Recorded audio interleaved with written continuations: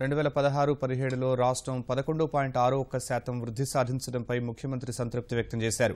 ఈ ఫలితాలు ఇచ్చిన ఉత్సాహంతో 2017-18లో 15% వృద్ధి నమోదు చేద్దామని అధికార యంత్రాంగానికి పిలుపునిచ్చారు. అసాధారణ లక్ష్యాలను చేరుకోవాలంటే అవిశ్రాంతంగా పనిచేయక తప్పదన్నారు.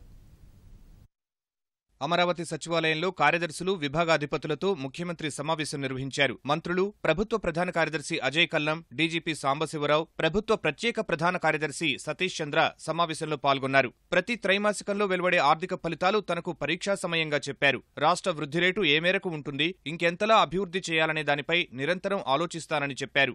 ఆక్వా రంగానికి తక్కువ నిధులే కేటాయించినా అద్భుతమైన ఫలితాలు వస్తున్నాయని, ఈ ఏడాది 30.09% వృద్ధిని సాధించామని, మిగిలిన రంగాలు ఈ రంగం నుంచి స్ఫూర్తి పొందాలన్నారు. ఉద్యానవన రంగంలోనూ 30% వృద్ధి లక్ష్యంగా కార్యాచరణ ఉండాలని అధికారులకు సూచించారు. వ్యవసాయ, పరిశ్రమ రంగాల అభివృద్ధితోనే సేవల రంగ వృద్ధి ఆధారపడి ఉందని అభిప్రాయపడ్డారు. ప్రతి శాఖ మిగిలిన శాఖలతో ముడిపడి ఉందని, అన్ని శాఖలు సమన్వయంతో పనిచేసినప్పుడే అనుకున్న ఫలితాలు రాబట్టగలమన్నారు. తలసరి ఆదాయంలో దేశ సగటును అధిగమించి రాష్ట్రం ముందుకు దూసుకుపోతోందని చంద్రబాబు చెప్పారు. ఈ ఏడాది రాష్ట్ర తలసరి ఆదాయం 1,22,376 రూపాయలు నమోదు చేస్తే దేశ తలసరి ఆదాయం 1,03,818 రూపాయలు మాత్రమే ఉందని వివరించారు. రెండేళ్లలో రాష్ట్ర తలసరి ఆదాయం పెరగడంపై సంతోషం వ్యక్తం చేసిన ముఖ్యమంత్రి ఇక్కడితో సంతృప్తి చెందకూడదని అన్నారు. నిర్దేశించుకున్న లక్ష్యాల్లో ప్రస్తుతం మనం ఏ స్థానంలో ఉన్నాం, వచ్చే ఆర్థిక సంవత్సరానికి లక్ష్యాలు ఏమిటి అనే దానిపై అన్ని శాఖలు స్పష్టత కలిగి ఉండాలన్నారు. ఈ ఏడాదిని ఈ ప్రగతి సంవత్సరంగా ప్రకటించుకున్నామని, ఇక అన్ని శాఖలు ఏడాదిలోగా 100% కంప్యూటరీకరించాలని సూచించారు.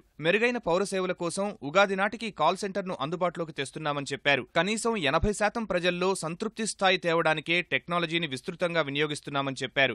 ఈ కేబినెట్ ఐఓటీ పరిజ్ఞానం, బయోమెట్రిక్లతో సత్ఫలితాలు సాధిస్తున్నట్లు ముఖ్యమంత్రి గుర్తు చేశారు. తాగునీటి సమస్యను పరిష్కరించడానికి అన్ని శాఖలు రియల్ టైం గవర్నెన్స్ ను వినియోగించుకోవాలని సూచించారు. ప్రభుత్వం నుంచి లబ్ధి పొందే వారి వివరాలు ఆధార్, మొబైల్ నెంబర్తో అనుసంధానించాలని చెప్పారు. జవాబుదారీతనం ఉంటేనే అనుకున్నది సాధించగలమని ముఖ్యమంత్రి అధికారులకు స్పష్టం చేశారు.